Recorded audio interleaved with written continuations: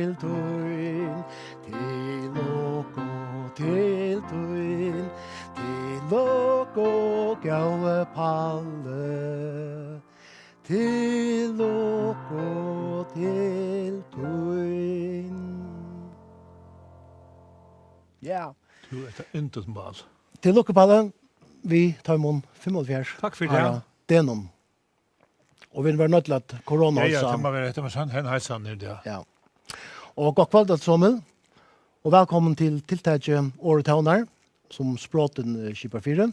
Og i samband vi at Jan Paul Johansen, professor, leder bøgaverk i stovne sofa og i køtjekomfyr av hånden. Tiltaket vi skipper så løs at først framfører Birda Adela og Jans Andreasen og et verk. Så gjerne tåsa og Jan Paule om bøgaverket. Og at enda framføra Birda Adela og Jans Andreasen enn et verk. Men vi begynner vi Jans Andreasen og Birda Adel. Gjør så vel. Vi får at framføra ur åprene etter Donizetti, L'Elisir d'Amor, Kärleksdrickeren. Och det är en opera som handlar om en unga man som är förälskad i en kvinna. Och han köper en kärleksdrick som ska få alla kvinnor att förälska sig i huset. Och tar det så inte ettnast så ändrar han vi att ge upp och skriva under på affär i herren. Men det visade sig att den unga kvinnan som han var förälskad i, Adina, att hon var nästan god vid han och hon köper så hese papurene og underskriftene atter. Og nu sender hun i enden av åpne framfor hånden og gjever hennes papurene. Takk deg, nu er du fralser. Prendi per me sei libero.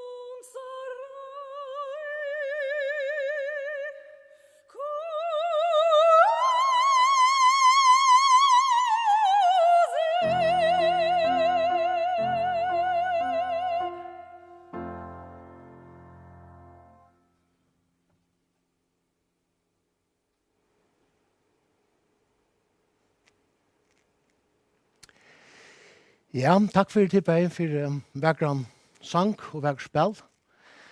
Og en annen for god kveld, Jan Paule. God kveld. Og en annen for lukker vi den og lukker vi hans nere meknar bøgerverket som du hever skriva. Vi færre at jøkningenga nøkker, eller nemmer vi nøkker virkskifter i bøysen. Der heter et drutt større versk, 800 suger. Og vi får ha noen mynterøysene, og jeg kom til å huske om jeg ber ved det første, Jan Paule. Nå er det 45 år, og det er en mynt ur Sørveie. Er du ur gamle tøyene, eller er du ur den nødje tøyene? Jeg vil si at du spørste meg om det gamle tøyene. Jeg finner om enden av det gamle tøyene, og er ved det nødje. Jeg vil sagt at folk som og tudjar yngre, det har mist min parten av det gamle. Alt etter hvert førjungkostene. Det kan være imstemt. Så jeg har en part av det gamle, og jeg minnes nesten, altså, at noen måltøyner i husen, det ser man, da jeg var smadronger som det var, som svapet beskrivet der i 1600 og på 1800. Så det ser man, akkurat det ser man, at det største det ser man, så negativt det ser man eisen, og alt det som er vi. Selv om det var var kommet til å kontrollere, men negativt det ser man. At bygdaløy var vi negvo för det ser man, men själva modernisera vi det nya som tog kom vi. Badnheim är alltså mynden jag var som folk det så gärna säger han. Det är hus vi vinstro. Näst i vinstra. Ja, vi har ju ju ända någon. Och en vinter vi en ända. Här är ju fötter så ser det ut över fötter. En dåliga seende och lysande mynd.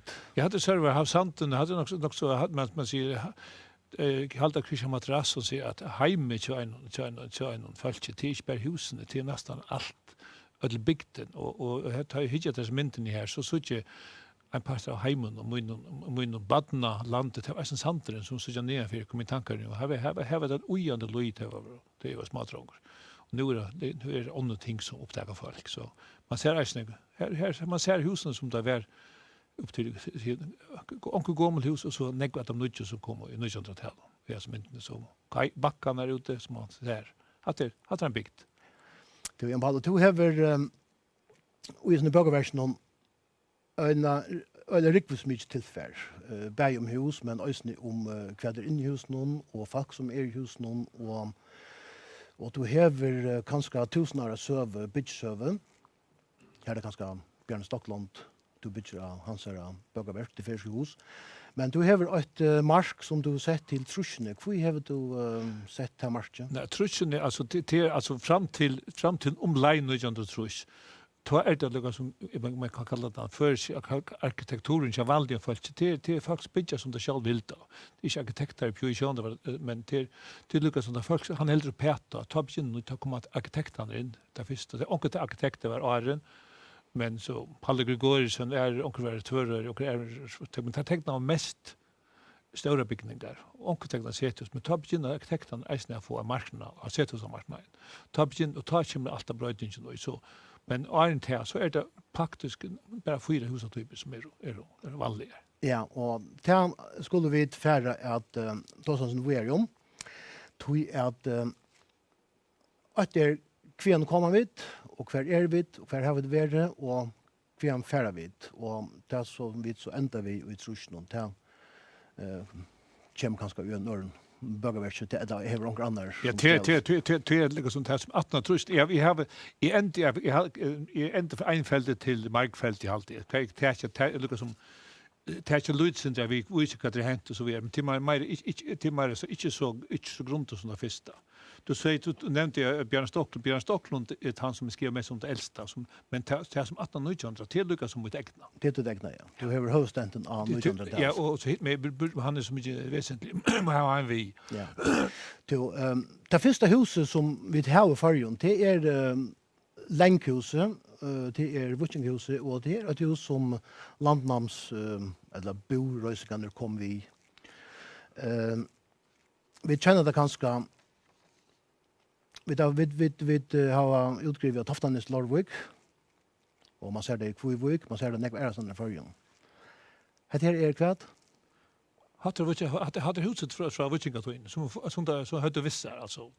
Vi vet inte akkurat men hade så några ut som att här som hade regen debes tecknat där från som ett döm ur Toftanese. Och det har så sig husen ut fisten. Ja. Så där men och tar ett rum. Ett störst rum vid längelten mine och så hade brukare den omkörde svå hade inte kotchen av inte kommer ta svå bruken och utla kvarts Gustav så vet jag vet inte som menar det har läsa sänker som det flott och allt efter Gustav men alltså det vet man inte ordentligt Gustav. Nej. Och Så det fjäs ju en ända ofta. Och fjäs i ändan ja.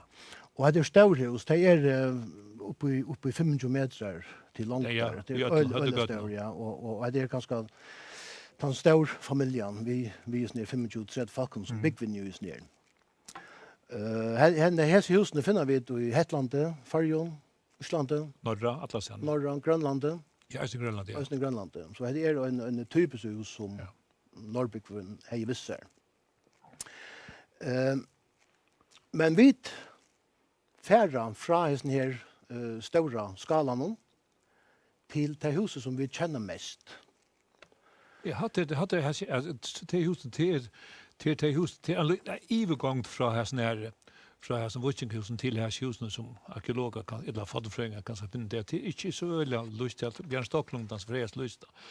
Och ta första här husen till bara en till stova. Det vill säga att det länkhuset blir minka ner till ena stov. Ja, jag vet inte hur man rymde stor men till en stova vi ta första helt att det var att husen var så hade så hyggur det så tror man det gråthus. Jag ser som en grådrik var ja. Ja, en grådrik var men i runt över älta en stävbyggning vi alltså som är innanför gråt utan att hur man det tilläs för att man för vet utan att vara gråt och till rökstå. Och det som hade husen komma faktiskt eisen från en europeiska avskan du fast samma du fast brösten och så fast ut i mitten med så halt eller så halt mitten stav så vet jag här fast då det kotchen där och så du fast runt och folk sova ute vi här vanligt alltså i sökstående att kunna ha sån geist och det rummet vi här bä boende och arbetade och så fast det var allt in här en rum i en rum och du flätt in här och då målgolv och då målgolv. Ofta var fjäls ganska så inne och så kvar då hej fina.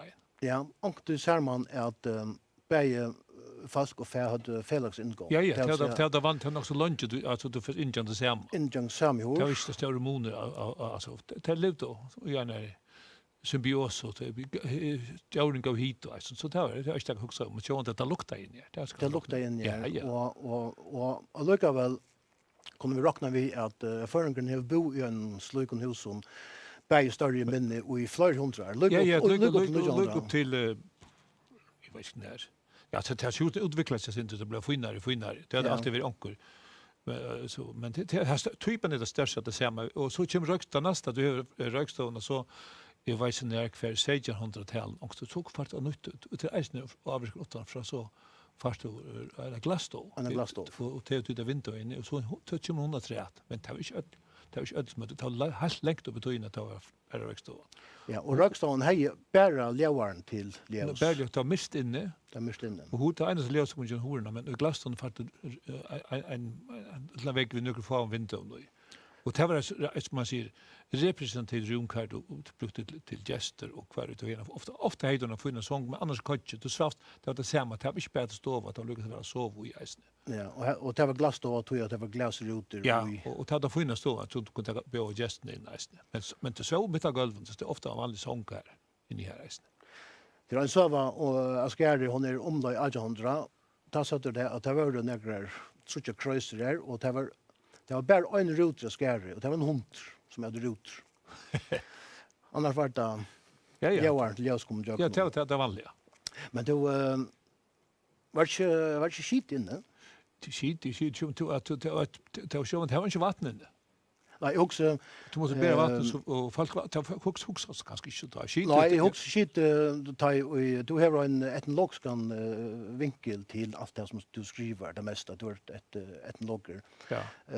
Mary Douglas hon skriver Purity and Danger att rönlighet är mentanar.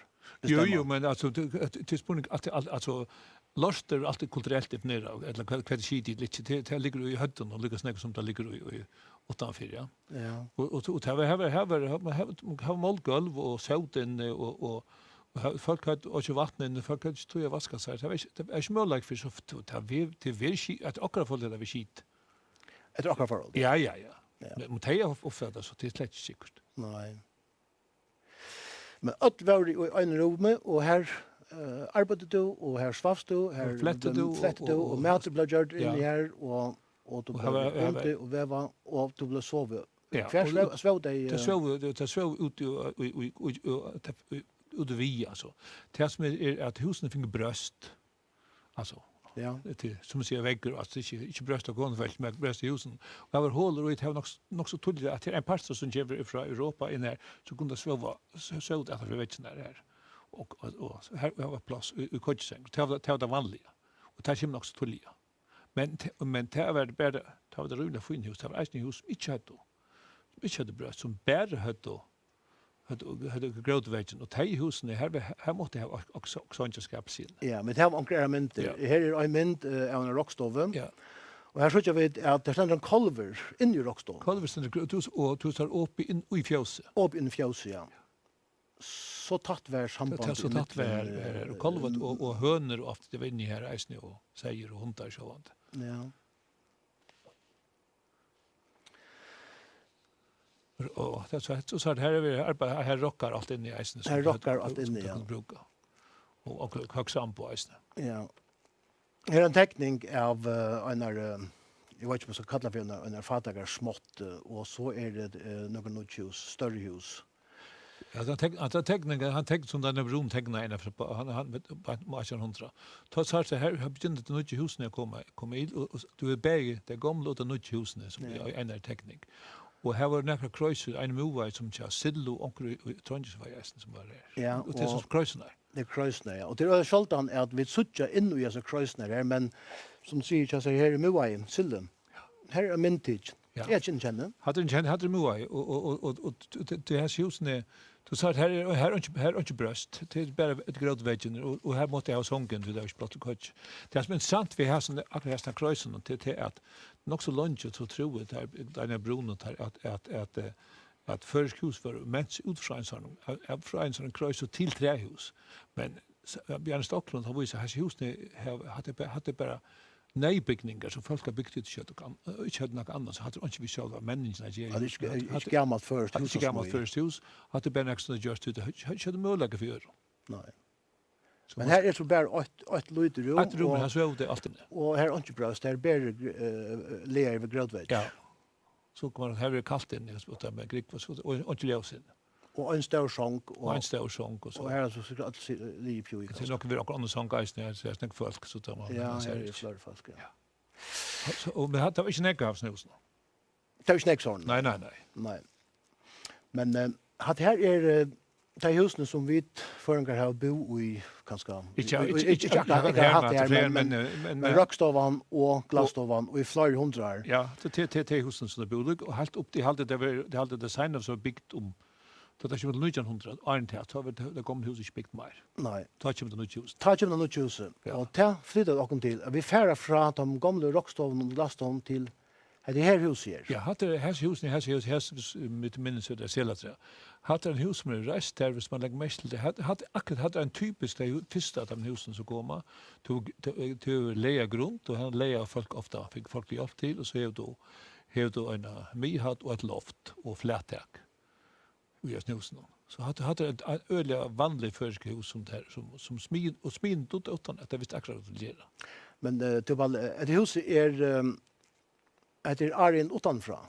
Jo, husen du har akkurat som hus. Hade det kämt till det tog in så är akkurat största inrättning vid två med stovon, kammare och en köke och så loftet. Du finner nästan lika hus i Danmark. I norra och i norra är det exakt lika som det föreslår. Ja, normen kallar det för mittpipehusen alltså och det är mittpipe norsk till skorstein nästan mitt och det är över inrättat runt om skorstein och det är nästan det som i Danmark. Monen ber till Danmark är det gjort av tillgråt eller murstein. Men husen är alltså idéer eller grund eller i husen är det samma. Ja, mittpipehuset. Mittpipehuset. Det är en skorstein mitt uppjöknen. Och så har du fyra rummen. Så det mig hade bott fyra och här du står helt med kök och gångt och en ofta lite kamera isne. Och till akkurat det samma. Det luktar nästan identiskt och till kom här lite och hade en och några utbud luktar isne. Alltså nej.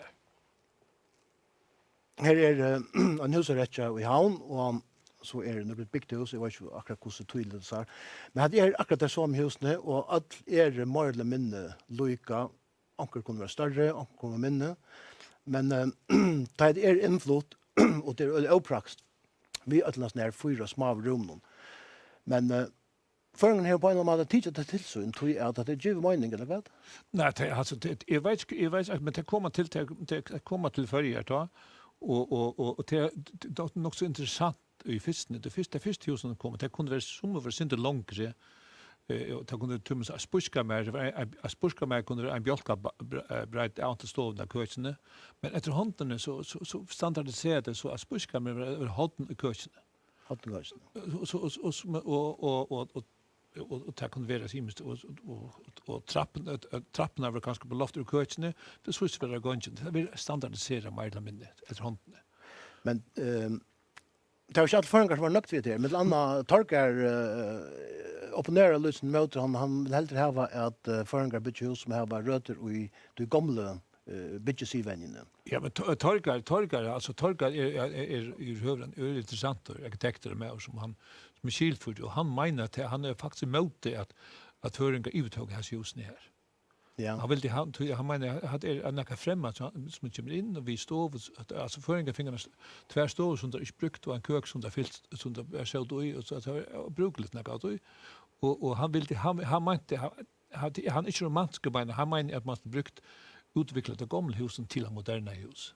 Ja. Och det som han negativt som han säger ta första 20 och 30 till nystan kommer och att till nystan kommer. Alltså ta idén han är öle moderna och till nu ser brukar du aldrig rum och du står var battlepint för det mesta. Ja, vi vänder att det är den mest kan man säga ikoniska husrätten avas när husaslärnorna det är ja, att husen borde fria i varvat. Att skipare rättan i posture.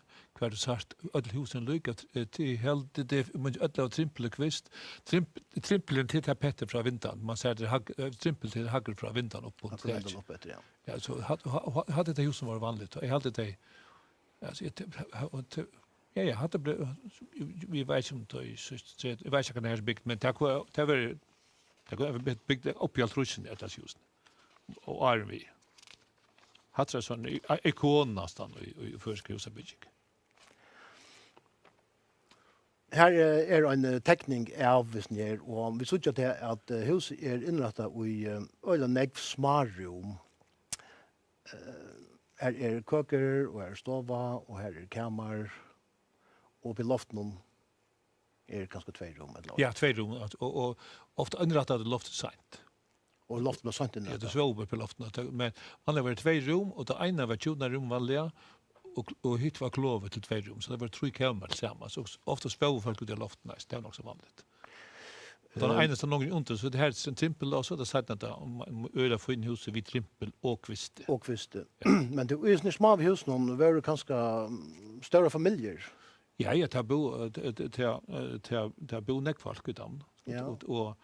Och till ett annat som är idé är så husen är då till alltid en hus går det idéer i husen. De gamla husen har svå folk alltid i samma rum, ja. Det som tendens begynner långt i de första hus kvar att man mer eller mindre privatliv. Alltså inte så ensamma. Och i såna här hus när det är privatliv motsatt folk utanför. Ja, familjen. Nej, sånt det var inte plats till allt svå. Det var inte sång på valt. Nej. Det var det jag hade räknat ut det hade 1,6 eller 1,8 på valt.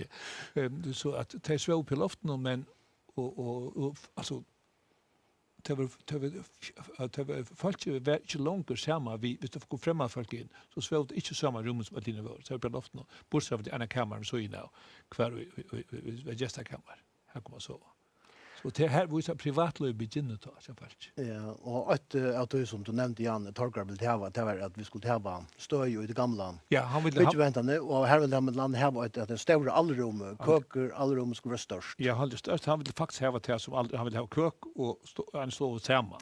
Så kommer man ha en liten förståelse som man vill till, men det behövs nästan inte. Men nu gör du jag finns ju samtalköken. Ja. Och inte snacka samman till att vi tittar. Ja, men det allt men han är faktiskt också han är inte man han är förnuftig. Han vill bara titta stöj men det har inte göra. Folk hade titta här husen till så innan ser som nu kommer att vi hade det begynna komma ta i sist i 1800-talet eller 1800-talet att tvina. Och hade och folk det uppfattat här husen som lyckas så för som in. Ja, och vi attlas små rum här vi fallt inne så var ett rum som du skrev om för och som var en vidger i bögavärsta där det dagligstående aldrig blev brukt. Ja. Det är rum som det rum alltså hvis du tar det husen här då. Ja. Hvis och så att han vill ett hus som sätter det är kassen. Han ofta inrättat på samma. Vi hade en nästan det samma. Någv för alltså akkurat det samma. Alltså ett stov och kök och så kanske gång till pjäs kammare här. Men så kommer stovan. Och stovan folk hade tvärstover till en vanliga sig brukade år dagligstov och spysstov. Men så kunde kanske åtta stå och fina stova och ett attalå och här var det så att spysstovan som folk hade. Hon kunde gott vara brukt till ett land alltså men hin ena stovan dagligstovan visst hade möbler igen. Det har ju alltid hade det ofta kallar för Thomas då. Hon blev ongat i inrätta så brukade så kunde sovkammare så en av dem kunde brukas till det. Och det som stod lite är såna här har inte bara galt att man har inte bara föringar hade galt att i isne. Jag vet i Sverige var det så att skalt fattak folk det vill så öjla fin här en stov och att rätt och var det stov och hon stod isne fint. Det blev 2 år igen så det blev tråkigt att isne här i kötsen så föringar inte vill bort där nere. Så var det tendensen det var öjla viktigt och fint. Men det har vi färn från det. Är det en stova som du brukte till att omboa? Ja, omboa att gäster kom och ta jul och så. Och det är precis föringar för en söndagsmätta. Ja. Kvar det kanske kunde se till stå och söndag där illa högtöjna, illa ta gäster kom. Nej, är så mycket gammal. Jag har ju om som ösn har en dagstå som är horn med rätt. Ja, det är gerans där. Ta i samma tillfärd som bruktes för så om landet så hände att folk var blöj sett någon storm och så var allt en kall stova och här som man ensam alla inne till man det är så svårt i Hevur. Ja, men det är ganska ett synder opraktiskt ta du Hevur flera rum och du har ett rum som du inte brukar alltså för första nusslna av husen. Ja, så där står någon ymskar det byggt och havna att eller finna stå vid klaver och utan sån normalning och det var så som in här. Det har vi runt att lust eisen kvärt nog så detaljerat kvärt var inne stående så fullt. Ja, du du vill just gardiner, ostapottar och möbler och det är kvart rum för sig i rum så att du får helt ner i att det byttebank där så att det gamla huset så det vatten in illtafing och vatten inlagt så här händer ölen ek att ta tvina i husen. Så det är bögavärsta där det är en guldgrupp affär light och i det finns light och du kan light och jag ska spela kan huxa om det är finna. Ja. Dagstå men då kokeren du har bögatiteln så där det är vi ska säga vi står på soffa och vi coach komfort och det är chansen om stå i Rutschenspan. Ja. Är det sån kök som hon drömmer ut? Ja, alltså han ständer i rockstone vid Rutschen drömmer om en sån kök. Kökan är fisk när det var vanlig komfort en söbjörnsk komfort en svart komfort som det hade och så hade det vask och skällte det nog husen som det byggde det var inte vatten inlagt för sätten jag ofta. Hade jag trävask så ta kunde det vaska så kunde vatten kunde färra ut så att inte kom in. Ja. Men så är det då fast så kommer köken och så kommer det att komma i halta det i hade han med andra mynden här hade han funnit kök hade aga komfyr. Det var ju något som toppen av ödlon och är det en kolkomfyr en gaskomfyr? Nej, det hade aga komfyr, kokskomfyr. Hade alla finnaste som kunde få att aga komfyr. Och eisen det nytt det som kom in alltså fyri var hus rökstan var inte målar så blev husen målar stående och målar tapetsera till allt det här runda lys eisen kom in här. Och så kommer forskjellige stilelement inn, at nå som malere, som kallar for eikemaling eller åring. Og det er sørst, her hvordan damer sitter her hvert og sørst. Skapsordene. Og hadde kunde hele vegger, halve vegger var det. Og til en hade Thomas Mikael Smith lyst eller väl sån malarbok att som kommer in till flera hus till vi affärer kanske det också sett. Det är så rätt stilistiskt eller folk alltså kunst är det något ting som är i husen då. Du nu sitter en kona inne i köket där och det är så inte för klockor så skärden kon där men var det kona domän kökren? Okej, köket är alltså ja, kona åt köket men det tar så ödlin ner.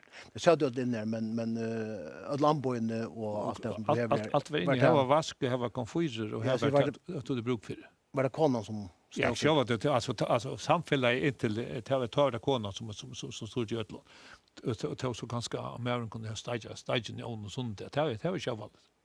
Tar du det ankre jam? Så ja, det var konan var med så kunde jag det allt vi imis där som det då till. Men ankre att det kom att coachen och mer åt chattlaren. När konan mer åt chattlaren. Chattlar mer åt chattlaren. Ja. Det var hans alltså chattlaren åt Hevur. Han skulle inte plantas. Det var som hans domän. Det var hans ja, man cave, man hål. Ja, nej, måste att man har också det kräck och så vidare ja så. Det är klart det sig. Men chattlaren var ofta och lukka på samma måte som den för så var kickven hörde till konna så hörde säger till mannen. Så det var konan som också kunde hon mjölka kunna ja, och det var så vutch som för när vi stas mer skulle så det var kött som för mer nu chatla kött inte konna. Inte konna. Nej. Det skulle mjölk för konna. Det har konna. Han mjölk var konna. Ja, det var så det var nog så koven var kom det. Han är mer än inte ger. Nej, inte ger. Buska var. Ja, så det var det var chatla ska på. Det var chins uppåt på tamatan. Ja, så det är alltid också uppåt. Men du ser att onkel män dodde ju med att det måste väl alltså det män var showman och det var kockarmbord så onkel måste kunna kan man säga teacher hand och i kurs. Jo, det är så immens som det bättre som är att det är så. Jag skulle kunna vill lova dem. Ja, du fortalte mig en söv för om att en gör det dövra och så spurte hon då där. Ja, men ja, men det är med som man vill ju värda att så en för så skulle hon köra på fiske.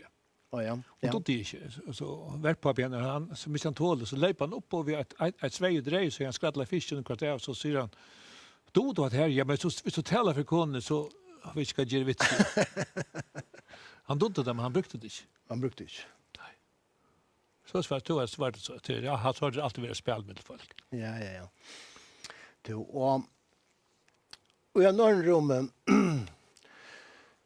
som sanns någon sofa ett lam de hade kvärt de hade ottoman men alltså det är två ting alltså att sofa det var idealt det möbelsitt som det har funnits då och i dagligstående. Hon var plus, hon kunde vara grön och så hade en ett två stolar och ett blänkpolerat bord och så forskjellige uppsatser som det heter på yllet. Att det var och täppjont. Det var det öle fina, men här slapp något in på julen kanske. Men i hinna stående här kunde och så den mest vanliga det var divaner. Kunde ha två en divan kvar stå men i spystund la van kan man se slanka sig och som måste späcka sig. Ligger in här och det var det. Men så var det hade det under ting ottoman så långt alltså allt det går så fina. Alltså havnen vis folk i havnen vis som är fina för det hade mer utveckla in i det big. Här var det vandret av vanliga så. Ja, men här ser utlevera det finns lärn och Hevur sitter som en show-up-stol. Ja. Hade det så. Vi riklen. Ja, hade så öle point där. Så en pen dam sitter där. Ligger där. Jo, det var så som jag hade ett land så det syns imisk så Hetta. Havnen var borgare i hemmen kanske tvåare i första hade få in där. Det är så skalt hade kunna så urval. avløste divanen, eller heldte du bunchen i rockstående? Nej, divanen, ja, men du ikke bare, vanlig høkken heit du eisenbank. Dødsbank. Hallo, men divanen vet han lukka som. Og du har bank i køts nå? Ja, eisen da nødhjusen. Eisen nødhjusen, ja. Hva du kunne slanka, så han var akkurat så du kunne ligge her, men hvis du skulle ha en middagsliv, så kunne du eisen bruka divanen til en eka sång, hvis det skulle være. Men man rønte så minst mulig å bruka stoffen her. Det er standa pen der. Men og i bøkerversen, her, som sagt, du først i jøkken øyla nek virkifter, og i jøkken alle romene, men du nevner også vi til fakkalusfrøyla, etnologiske vinkelen, at heim ikke best, det ikke bare rom og vegger og tag, altså det alt det som inne, som du forholdt vi. Og det er også falskene som inne, som skaper heimen. Ja, men at heim kjensler, folk knyter seg ikke bedre, knyter seg til husen, at det er heimekjøtt, men eisen tingen som inne, det er eim om det, og tingen ombå, det ombå, så du har sett flest av det koppastel som var brukt til fint, og så det kryssen og dagel som vi og rundt av få seg alt noe som man kunne bruke, altså, til at representativitet rundt, og representabelt, det var øyelig viktig, jeg halte det var noe mer viktig for enn de generasjonene, som fra 1900 det, og det også hadde du ikke snakket om det. Du skulle vise at du hei, det var helt uttøkelig at du hei koppastel, og du satt pentlet med duka båren, og alt det her kommer til, duka båren, gardiner, altså, det er så fina, som man sier, det som kallet for den borgerikulturen, kommer å si det til bors og så videre, og etta fint og gaffelt. Det kommer, henger alt sammen. Det blir si at gardiner og ostapottar og syltøy og saus, det henger alt sammen. Det hører til en bestemte menta som kommer til. Og så etter håndene blir alle menta. Og ja, det og i akkurat henne mynden så vi av den gamle førskrivelsen, her var en gærer, en orsakgærer fremmefyrer, og det minner meg om at som Hansen, akkurat gærer, fakultetsfrøynker i Klaksvik, han skriver at den første orsakgæren, eller i Klaksvik, han var, det var dansk lakner som kom vi innom, han var lakner hos noen, eller doktorgæren, og han sier så nok så spokst at Hetta var det første rønten tja laknanon at vege ans tja norren kom klaksingen for øren for det vekra og vege ans for øren enn som kunne etast. Simpelthen.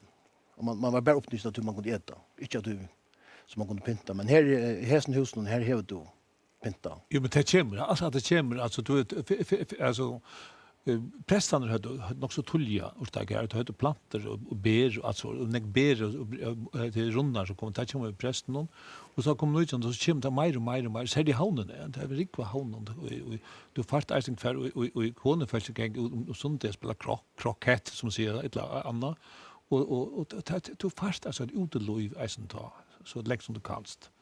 Så det kommer altså inn, og to settene tar det fra 1900 ommamåen for eksempel, som det som giftes 1915 også. Det har nekv hava ustatitt, og det har øyla fina ustakærer. Det kommer til han tog inn da. Det kommer til høyre vi, altså, med dukar og havar, og alt henger sammen.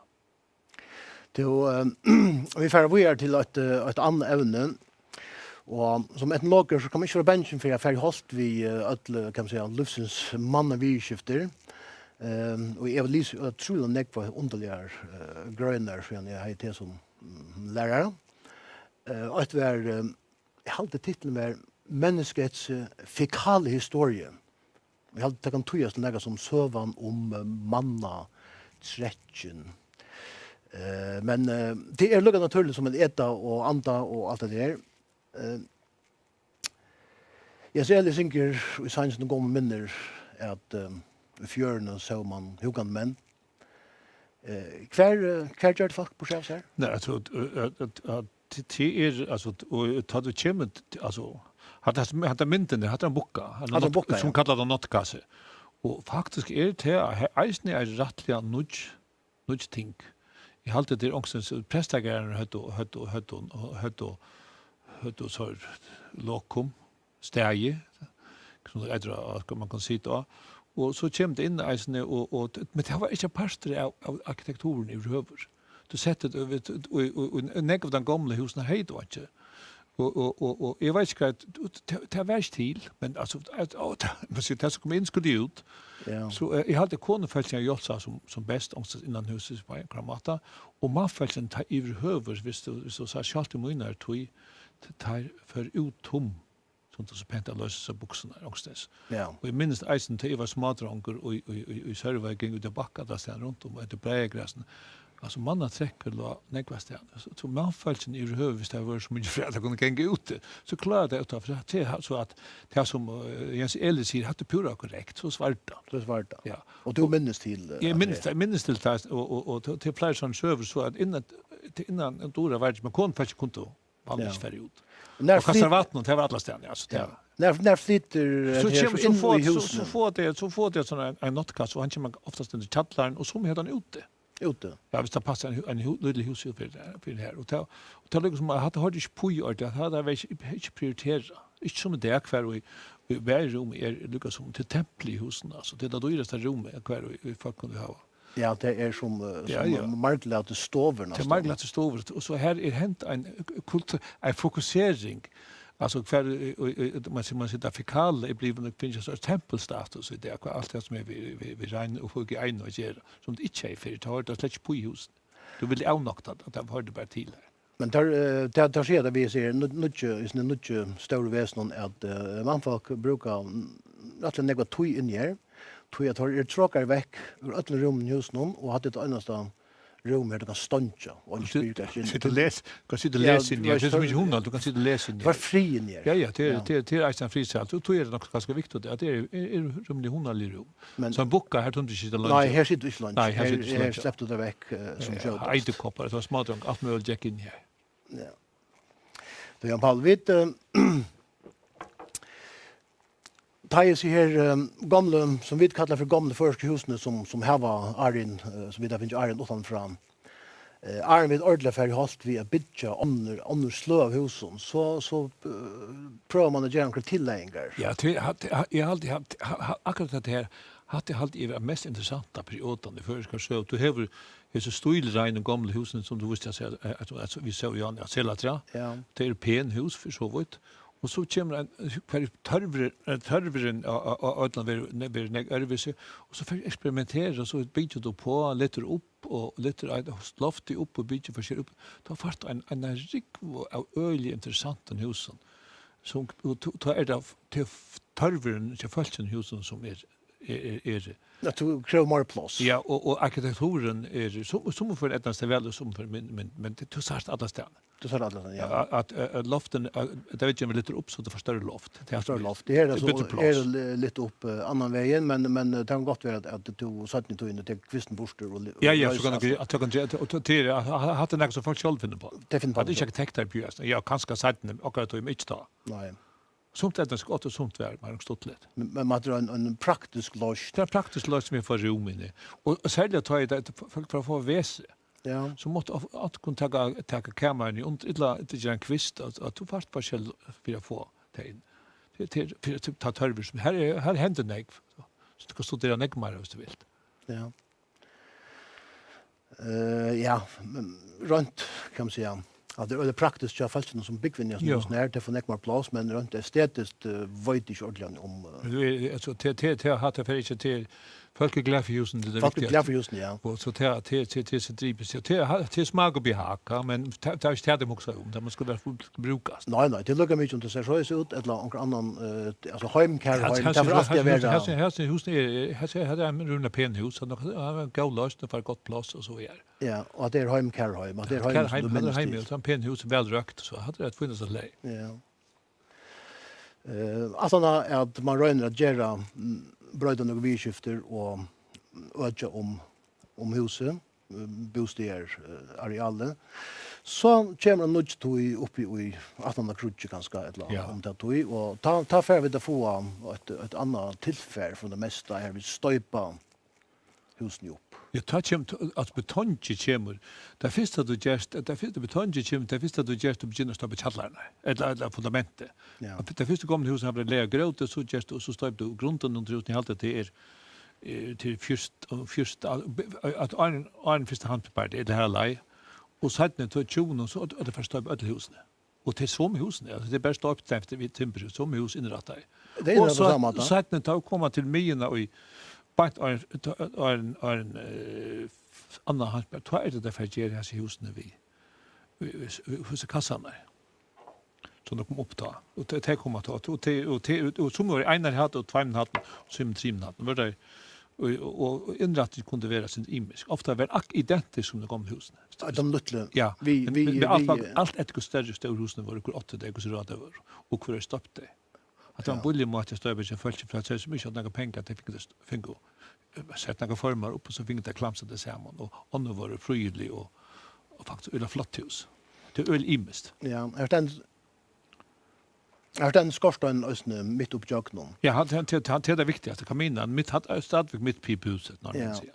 Men tar du just hushusen så fort är möjliga ösnen inrätta och särskilt ha i centralvärmen kommer eller mist och hiten. Ja, men centralvärmen kommer långt 20 nu.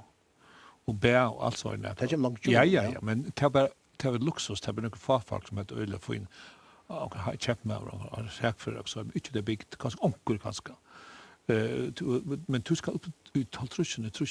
Ta vi centraler med man säger det vanliga ödlan folk och ta sig med boom till du fart husen du kallar för centralvärme det tar så och så är det kommer så igen oljeföringar och det hänger samman med oljan. Det är så besvärligt att ha centralvärme och kol skulle du fyra det kol det alltså. Du tar vi alltså det praktiska då. Och alltså om så tog för hus och WC alltså ödlan WC och täpptankar och så är. Det hände det. Ja. Alltså undrar mig lite synd det är att husen det ser ut som att husen ökas eller växer och familjen minkar. Att det var större hus till färre folk. Ja, det vet jag och till folk att folk skulle ha plats. Alltså det gamla husen nog så långt att den nu också nu har jag hade ju det har de flesta ödlhus, störst ödlhus en egen sång. Men det var det inte för. Och egna kammar. Egna kammar och ja och ta så där flyg alltså om budsförs upp om fast alltså inte bara så att hyggur så om upp. Det hade fast så vi säger arbetskonst kunde gå till bad så och så det var inte plottland så svårt. Nog så lunch. Allt ett när folk var hus så att. Det hade då nog ju så var plåtsligt med det var då bara 2-3 folk så arbetsplats så säger det. Ja. Du säger att du har valt trusjene som ett skeringspunkt. Du tar komma, nutt husas sni, husas skap och folk börjar bygga mer individuellt. Det husen inte börjar lujast. Ja. Men jag har tidigt trusjene, jag har tidigt här från mig helt upp efter, från mig helt idag upp efter till liksom trusjene det de har. Det tog ut här tog in vi det har alltså det får vi ha gamla mutkinghuset, länkhuset, så har vi ett stovnar som kallar det rökstov, och sidan som fär glasstov och sindra variationer och tog som utvecklas sig sindra på 1900 och så kommer den nästa huset till det här vi normalt kallar mittpiphuset vi kaminen mitt och stoven och så vitt så selatra och så kommer den nya huset till här kassan är betong. Det är det fyra folksliga husen som är till. Det är bara det. Och men så att alltid onkel som bygger örs. Och som kunde bygga husen mer få in och elaborera det allt är sånt där. Han verkar som dott och så vidare. Och tar som bestämmer husen går se de vanliga husen uppåt alltså som folk byggde till handverkare. Det tar som vi man ser när för teknologin det traditionsbärare. Det visst akkurat att skulle leverera. Så folk alltså och där brukar folk som bygger hus, det brukar kunna regotoris hus ska vara ett hus ska vara pastra identitet. Det skulle livas i huset ska vara sånt här vill ha så så värst för. Folk alltså att hus för ett hus och folk du vet du gör det samma som mig. Det ser ett syndrom samfälle vill mer alltså för var homogent nu vill det mer heterogent det är så immiskt folk är så immisk och individuell och allt det kommer allt det brötes och så fart att det hus som manje som är ölig immiskt alltså att och det kvar immisk hus fart att nu vi på hus och så fart på klaxvik och allt är så det är ölig immiskt. Det falskne blir immiskt det är så som falskne. Nei, og vi vil ikke tidsje så øyne jeg mindre til at du har et rikvis mye mindre tilfær i bøken til det, så han som leser kan alltid fære hitje et mynd og noe som peiler seg inn av hva skriver Palli om og så kjenner de atter, altså kjenner mynden atter i teksten og noe som... Ja, jeg rønt av at det så skal leite over eisene, så vi eisene finner altså man kan finne ut, alltså på en måte, jeg har fått, at jeg skriver seg bøkene, så har vi fått med at jeg har alltid veldig viktig å få autentisiteten vi, altså. Jag folk med kvart följt mig som ett fiktivt seminarium där vi flera folk kom vi i muskon så minns jag följt mig som en årstor kvar lärde folk själva ta sig fortälja hur det ser ut hur det hade det jag är väldigt viktigt att du kommer så längt så när folk som möjligt att själva se hur det följde det och så vidare tror vi med några länk och jag har några citater och jäsna Og klart så har man ikke haft så øyne nekva alternativ bygging. For nok så nekva arrangerende, da bygde man noe sammenbygd hus. Man begynte lengt der til i havnen, og hette vi skjeit i Arnon, og tannrettjen av 5 husen, det ble sånn kallet for Kongarudge, på en vei, tog jeg at det var så mye størst, at det måtte være Kongarudge. Det nødvendigste i Klagsvik, det en rønt at bygge uiboerhus, og hette så biskopstorg.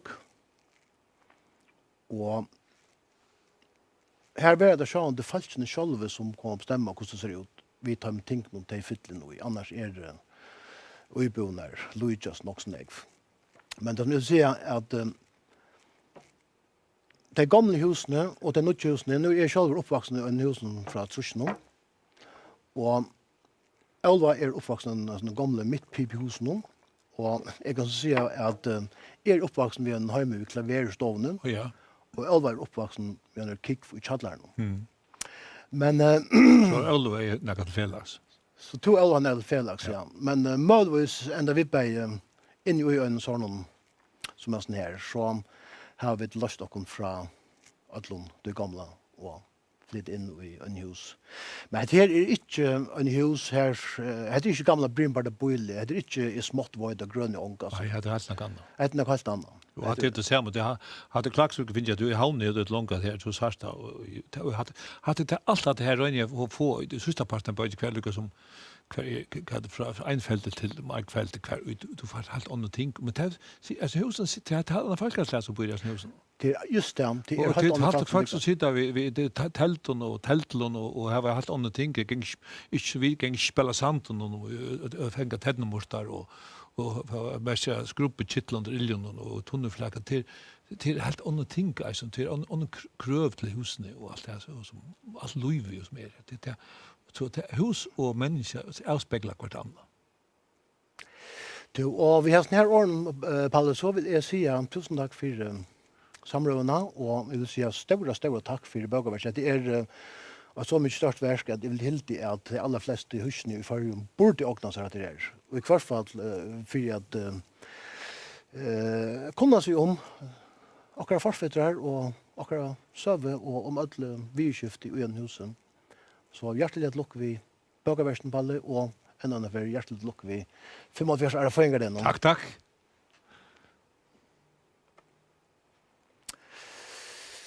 Og her sier vi takk, vi heter Rundabordet.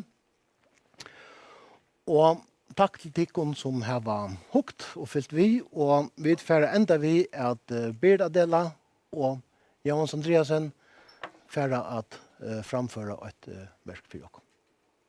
Kjørs vel. Vi får at enda vi en arie ur operen Gianni Schicchi etter Puccini, og hendan operen hon gong fyrs i Firenze til et ungt pær som forelska og ynskir at være gift, men foreldrene vil ikke løyva dem. Så nu stender den unga gentan framfor pappasvinnen og bøner han om å si ja. Og ja, de som har vært i Firenze kan skal kjenne noen stierne etter og i seg ærne. Hun nevner nemlig Porta Rossa, her de atler at kjøpe forlåsesringar, og Ponte Vecchio, den gamla brikven, her får hon om papen ikke vil løyva dem når vi er sammen, så fer hon till Ponte Vecchio och här att hon har kastat sig ut i Onna Arno. Och goe pape och mio babino caro.